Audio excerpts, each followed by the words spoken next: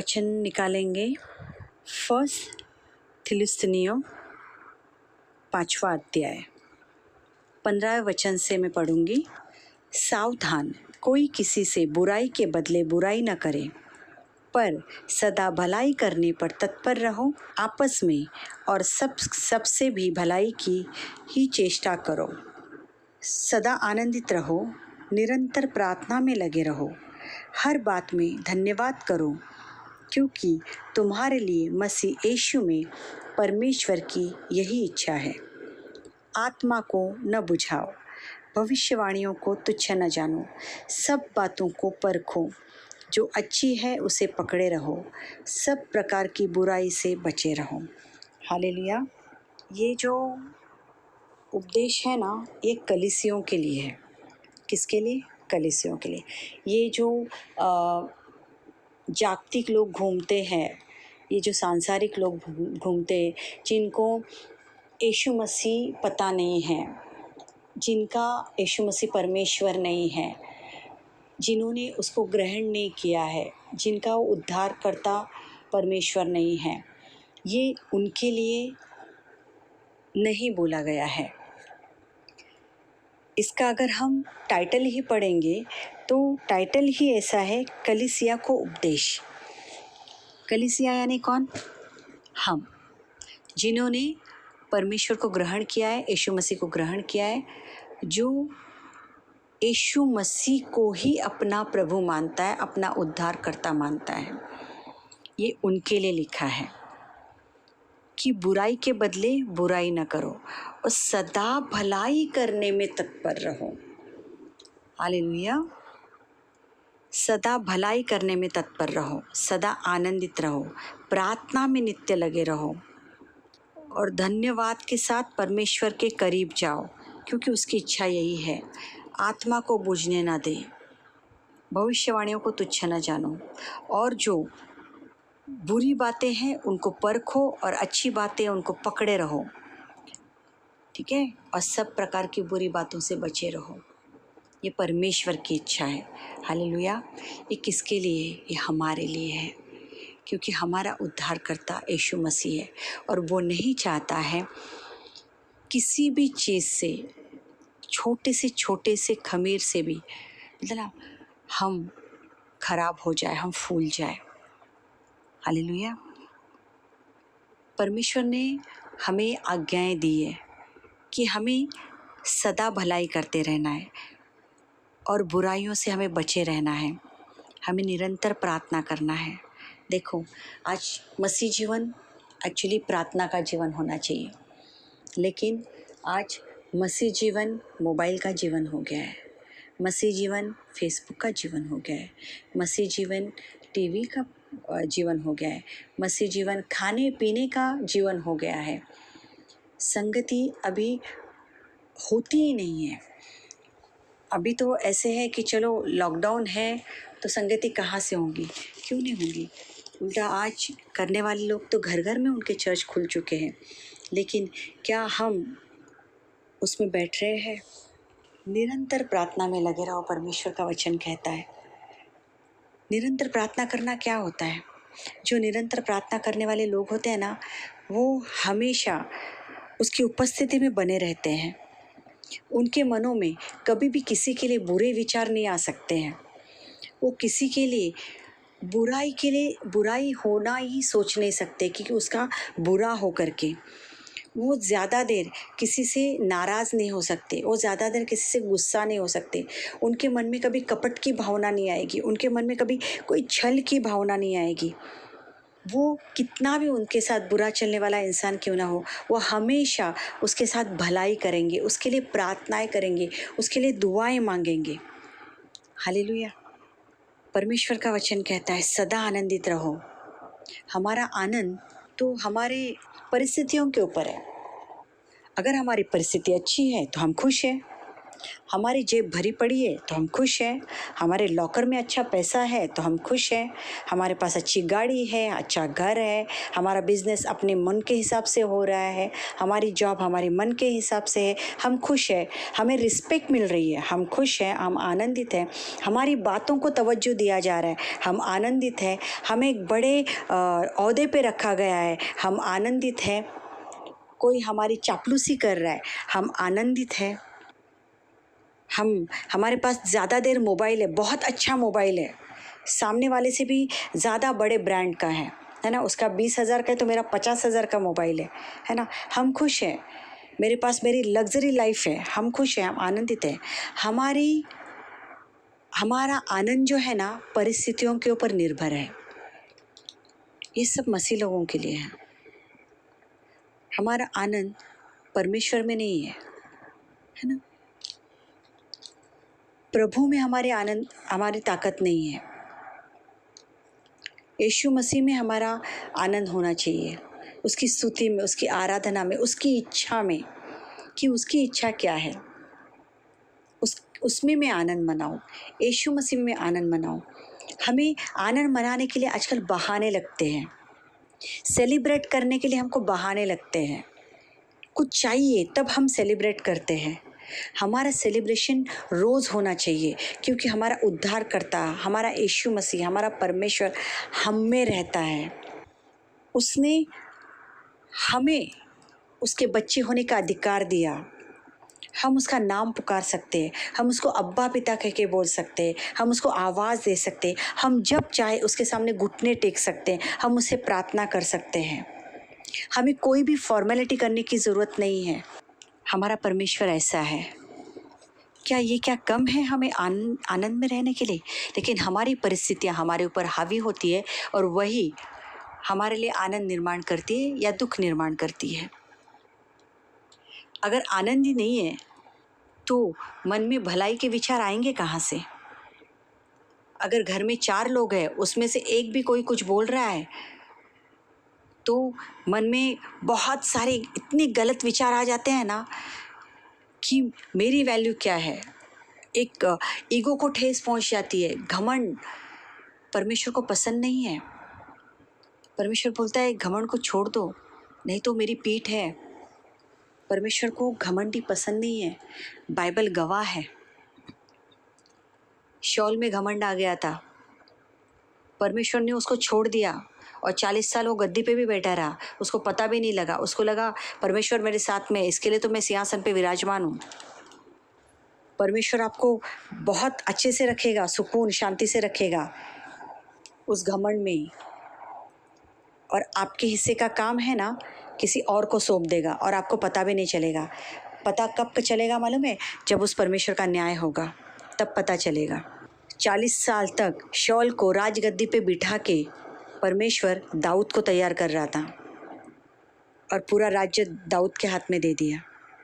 Hallelujah. उसकी पीढ़ी आगे बढ़ी है जिसमें से यीशु मसीह हमारे उद्धारकर्ता आए हैं। हालेलुया। परमेश्वर ने हमें नियुक्त किया है। वो नहीं चाहता है मेरे बच्चे किसी भी चीज़ों में फंसे। उसका वचन कहता है सब प्रकार की बुराई से बचे रहो। सब प्रकार, सारे प्रकार आ गए उसमें। आप ऐसे नहीं बोल सकते हैं मैं लड़कियों को नहीं छेड़ता या मैं पॉर्न वीडियोस नहीं देखता। आप ऐसे नहीं बोल सकते हो। आपके हाथ में दिन भर अगर ये मोबाइल भी है ना, आज ये मोबाइल सबसे बड़ा शैतान बन गया है हमारे जीवन का। इसका यूज़ करना चाहे ना तो शैतान को हम तोड़ सकते। ऐसा यूज़ इस मोबाइल का भी होता है, यूट्यूब का होता है। आज कितने सारे प्रचारक यूट्यूब का यूज़ वैसे कर रहे हैं परमेश्वर का वचन बांटने के लिए। सैटन ने क्या सोचा था कि यूट्यूब तो मेरे लिए मस्त है, यूथ को बहकाने के लिए, जवानों को बहकाने के लिए, इस पीढ़ी को नरक में डालने के लिए। लेकिन आज सारे प्रचारक जो है, परमेश्वर के दास सेवक, इस यूट्यूब का आज किस तरह से कैसे उपयोग कर रहे हैं, फेसबुक का किस तरह से उपयोग कर रहे हैं। हमें हमारे हाथ में जो चीज़ आती है हमें पता होना चाहिए हम उसका किस तरीके से सही इस्तेमाल कर सकते हैं। और जो प्रचार कर रहे वो प्रचार ऐसे ही नहीं कर रहे बिना बाइबल पढ़े, बिना प्रार्थना में बैठे, बिना परमेश्वर के पास बैठे। ज़रूरी है, वचन कहता है निरंतर प्रार्थना में लगे रहो, सब प्रकार की बुरी बातों से बचे रहो, जो अच्छी है उसे पकड़े रहो, सब बातों को परखो। परमेश्वर का वचन कहता है सारी बातों को परखो। अगर आपके पास आपके रिलेशंस भी है ना, उस रिलेशन में भी आप परखो। शायद हो सकता है एक रिलेशन से आप बहुत प्यार करते हो, लेकिन ज़रूरी नहीं है वो जो सिखा रहा है वो सारी बातें सही हो, आपके भले की हो। उन बातों से भी बाहर निकलना सीखो, परखना सीखो। परमेश्वर को क्या बात है भाता है, परमेश्वर को क्या सही लगता है, परमेश्वर को क्या पसंद है, क्या परमेश्वर मुझे इसमें फिट देखता है, ये जो चीज़ मैं कर रहा हूँ इसमें मैं परमेश्वर के नज़र में हूँ कि हाँ मेरा बेटा इसमें एकदम परफेक्ट है, फिट बैठ रहा है, ये बात मुझे उसकी पसंद है। पहले उसके नज़रिए से इन सारी चीज़ों को जांचो और अच्छी बातों को पकड़े रहो। अगर कहाँ पर भी पवित्र आत्मा आपको नॉक करता है ना, अगर आप प्रार्थना करोगे ना, प्रार्थना में निरंतर लगे रहोगे ना, तो बोलते हैं ना वो पवित्र आत्मा आपको ठकठकाएगा नहीं, ये गलत है, इसको अपने जीवन से हटा दे, ये तेरे लिए सही नहीं है। और अच्छी बातों को पकड़े रहो। परमेश्वर का वचन कहता है आत्मा को न बुझाओ। आत्मा क्या है? आज बहुत सारे लोगों का आत्मा मर चुका है। सबको ऐसे लगता है कि यीशु यीशु यीशु यीशु यीशु यीशु भला, यीशु मेरा सब में बोलते ना एक धार्मिकता का मुखौटा लेके बने हुए लोग बहुत दुनिया में हैं, लेकिन उनका आत्मा पूरी तरह से बुझा हुआ है, उनका दिया हुआ बुझा हुआ है। वो 10 कुंवारियों का सुना है ना हमने, जो सो गई थी, उनका तेल खत्म हो गया था। तेल खत्म हो गया तो दिया बुझेगा ही ना, वचन अंदर जाएंगे नहीं, दिया जला हुआ कैसे रहेगा? हाउ पॉसिबल, बताओ, हो ही नहीं सकता है। ये शरीर को चलाने के लिए 3 टाइम 4 टाइम ठोसते रहते हैं हम लोग, खाते रहते हैं, है ना, तब ये शरीर चलता है। एक टाइम का भी खाना अगर ढंग का नहीं मिले तो हम कैसे आंखें दिखाते हैं? ये आत्मा को खाना कौन देगा? आत्मा में वचन जाएंगे नहीं, उसके साथ बैठोगे नहीं, पवित्र आत्मा की बढ़ोतरी ना होगी तो ये आत्मा बुझेगा ना। और परमेश्वर का वचन कहता है आत्मा को मत बुझाओ। अगर ये आत्मा बुझा हुआ रहेगा तो पता ही चलेगा कौन सी बात सही है और कौन सी बात गलत है। कहाँ से पता चलेगा? नहीं पता चल सकता है। जो मैंने सोचा, जो मेरे माइंड में आया वो सब कुछ सही है। प्रभु को धन्यवाद, है ना। ऐसे ढोंगी लोग फटक से बोलेंगे प्रभु को धन्यवाद। ये ढोंग है, ये मुखौटा है, इसको ना उतार दो। परमेश्वर को पसंद नहीं है, परमेश्वर को पसंद नहीं है कि आप किसी का बुराई के बदले में बुराई करो। प्रार्थना में रखो, उसको परमेश्वर के हाथों में दो, उसका बुरा मत सोचो। ऐसा ना हो कि वो पलटा तुमसे लिया जाए। अगर ये मन में विचार भी आने शुरू होना तो परमेश्वर से बात करना शुरू करो। प्रभु मेरे मन में विचार आ रहे, मेरे मन में घृणा आ रही है, कि मेरे मन में उसके लिए बुरी सोचें आ रही है, प्रभु तू मुझे इसे बाहर निकाल। नहीं तो ऐसे होगा, उस व्यक्ति का न्याय नहीं होगा, आपका न्याय होगा। क्या मालूम परमेश्वर एक दिन उसके ऊपर कृपा करे, जिसके लिए आपने इतना कुछ बुरा सोचा है, लेकिन आपने परमेश्वर का दिल तो वहाँ पर दुखा दिया। भलाई करने में तत्पर रहो, तत्पर, इंस्टेंट, फास्ट। भलाई करने में किधर भी आप पीछे नहीं होने चाहिए, आपका कदम एक पीछे नहीं होना चाहिए। इंस्टेंट, एकदम फास्ट भलाई करने में तत्पर रहो। परमेश्वर को धन्यवाद कि परमेश्वर ने हमें बाइबल के ज़रिए, बोलते ना, ये इन सुंदर खूबसूरत वचनों के ज़रिए हमें सिखाता है। धन्यवाद सचमुच, कितने खूबसूरत वचन जो है हमारे लिए लिखे गए हैं। प्रभु नहीं चाहता है कि मेरे बच्चे उद्धार खोए, मेरे बच्चे स्पॉइल हो, मेरे बच्चे बुराइयों में पड़े, मैं उनका न्याय इस कदर करूं। परमेश्वर को पसंद नहीं है। परमेश्वर का वचन कहता है कि परमेश्वर ने हमें शुद्ध होने के लिए, अशुद्ध होने के लिए नहीं, तो पवित्र होने के लिए बुलाया है। हालेलुया। उसका वचन कहता है कि उसने हमें अशुद्ध होने के लिए नहीं, पवित्र होने के लिए बुलाया है। उसकी ये बुलाहट है ना, हमें पवित्र करने के लिए है। और पवित्र होना है तो ये वचन है ना, हमें अंश अंश करके बदलेंगे। लेकिन कब? जब हम पढ़ेंगे। हमेशा आप रेडीमेड मन्ना नहीं ले सकते, ठीक है?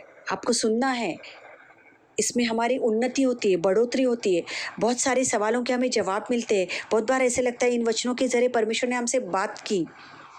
लेकिन जब आप परमेश्वर का मन्ना खुद आंखों से देखते हो और मुंह से पढ़ते हो ना, तब आप उसके रूबरू हो जाते हो। वो आपसे बातें करता है उस टाइम पे, आप उससे बातें करते हो। उन वचनों का मन्ना आपके दिमाग, प्राण, शरीर में, जीव में उतरता है, जिसने तुम्हें वो सांसें फूंकी है। हालेलुया। परमेश्वर को अपने जीवन में काम करने दो। अपनी परिस्थितियों को उसके हाथों में दे दो। उसको अपनी परिस्थितियों के ऊपर विराजमान होने दो। आप लोग अपनी परिस्थितियों के मोहताज मत बनो। आनंद जो है आपकी परिस्थितियों के ऊपर डिपेंड नहीं होना चाहिए। आपका आनंद यीशु मसीह होना चाहिए। हमारा आनंद यीशु मसीह होना चाहिए। यही क्या कितनी बड़ी बात है कि यीशु मसीह हमारा प्रभु है, इस सृष्टि का रचयिता, इस दुनिया का रचयिता, जिसने इस सृष्टि की रचना की, जिसने हमें बनाया, जिसने मुझे बनाया, जिसने आपको बनाया, जिसने अपनी सांस हम में फूकी। जब खुद को हम आईने में देखें तो परमेश्वर का वचन याद करो कि परमेश्वर की इच्छा थी कोई मेरे जैसा हो जो मेरी आराधना करे। और उसने मिट्टी से अपने जैसे को एक मनुष्य बनाया, अपने जैसा, और उसमें अपनी सांस फूकी। जब खुद को आईने में देखो तो खुद पे वो गुमान करो कि मेरा यीशु मसीह मेरे जैसा है। उसने अपने जैसा मुझे बनाया है और अपनी नतनियों का सांस जो है वो मुझ में छोड़ा हुआ है, जिससे मैं जिंदा हूँ। उसका ही अधिकार मुझ पर है। हालेलुया। उस अधिकार में रहो, उस अधिकार में जियो कि यीशु मसीह का ही अधिकार मेरे जीवन में, मेरे परिवार में होना चाहिए, और किसी का भी नहीं। खुद के सोचों का नहीं, खुद के भावनाओं का नहीं, खुद के चाल चलन का नहीं, खुद के घमंड का नहीं। जहाँ पर अपनी सोचे काम करना बंद कर देवे ना, यीशु मसीह के बोलो प्रभु तू काम कर। क्योंकि मनुष्य की सोचे विफल हो सकती है, लेकिन परमेश्वर की सोचे फलदायी होती हैं। हालेलुया। परमेश्वर को पता है मेरी बेटी को क्या चाहिए, मेरे बेटे को क्या चाहिए। आज जो परिस्थितियाँ चल रही है उसमें भी परमेश्वर ने हमें जिंदा रखा है, हमें संभाले रखा है। आज उसका नाम है हमारे जीवन में। यही क्या कम है? उसने मेरे लिए प्राण दिया, उसने आपके लिए प्राण दिया, ताकि हमें वो जगह मिले। जो जगह तैयार करने वो अपने पिता के पास गया है, और वो वचन कहता है जैसी जगह तैयार हो जाएगी मैं आऊँगा और तुम्हें अपने साथ लेकर जाऊँगा। हालेलुया। लेकिन उसके लिए भी हमें उसके आने तक वैसे बनना है जैसे वो पसंद करता है। हालेलुया। सब प्रकार की बुराई से बचे रहना है। हमें ढूंढना है हमारे जीवन में कौन सी बुराई है। उससे बात करो, प्रभु तू दिखा। हमें पता है हम कभी कभी शब्दों से ही इतने कड़वे हो जाते हैं ना कि हमें पता नहीं चलता है हमने सामने वाले के दिल को कभी इतना दुखा दिया। परमेश्वर कहता है वो भी एक खून है। घमंड में मत रहो। घमंड एक बहुत बुरी चीज़ है। घमंडी लोग मालूम है अब इतने हद तक ये होते हैं, उनमें मुझे क्यों बोला गया, मेरे लिए ऐसा क्यों किया, मेरा बुरा चाहते हैं, मेरी बातों को काटा गया है, मेरे लिए ये किया, मेरे लिए वो किया। देखो उनके चेहरे पे वो दिखता है, वो घमंड उनके चाल चलन में दिखता है। कैसे उग्र रहते हैं वो लोग।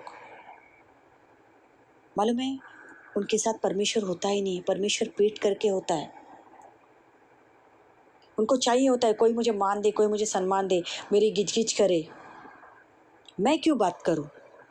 मैं नहीं जाऊंगा बात करने के लिए।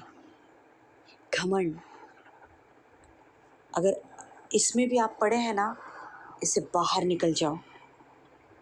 परमेश्वर को पसंद नहीं। परमेश्वर कहता है सब बातों को परखो, अच्छी को पकड़ो रहो और सारे बुरी प्रकार की बुराई से बचे रहो, सारे प्रकार की बुराई से बचे रहो। धन्यवाद देती हूँ कि परमेश्वर ने आज हमें ये वचन सिखाया है। अगर आज हमने सीखा है तो परमेश्वर को आज हमें ये बोलना है, मेरे प्रियो, हमारा प्रभु बहुत प्यारा है, बहुत प्यारा है। जब भी इन सारी चीज़ों को हमें ऐसे लगता है हमने की है, हम ये सारी चीज़ों को लेकर हम हमारे परमेश्वर के पास जाते हैं, वो वापस से हमें नया बनाता है, हमें गले लगाता है। लेकिन इसके लिए नहीं कि वो सारी गलतियाँ हम वापस दोहराएं, उसको आदत बोलते हैं। रोज़ करो, फिर परमेश्वर के पास जाओ, दूसरे दिन वापस करो, फिर रात को वापस परमेश्वर के पास जाओ, ये आदत है। इन सारी चीज़ों का न्याय होगा। मेरे प्रियो, परमेश्वर को अपने जीवन में काम करने दो, सारी बुराइयों से बाहर हो जाओ। परमेश्वर को नहीं पसंद किसी का भी नाश हो। धन्यवाद देते आज के वचन के लिए। Thank you Jesus. धन्यवाद प्रेमी पिता परमेश्वर, जो आज का वचन आपने हमें सिखाया। होने दे पिता परमेश्वर, हमें ये वचन जीने के लिए तू मदद कर, सहायता कर मेरे राजा, ताकि यीशु राजा जो भी हमारे जीवन में घृणित है, हमारे स्वभाव में घृणित है, उसको हम बाहर निकाल पाए। प्रभु, तेरा वचन कहता है सदा आनंदित रहो, निरंतर प्रार्थना करो, भलाई करने में तत्पर रहो, सारी बुराइयों से बचे रहो, भलाई की बातों को पकड़े रहो, सारी बातों को परखो। हाँ पिता परमेश्वर, ये सारे वचन जीने के लिए तो हमारी सहायता कर, हमें मदद कर मेरे राजा। धन्यवाद देते प्रभु।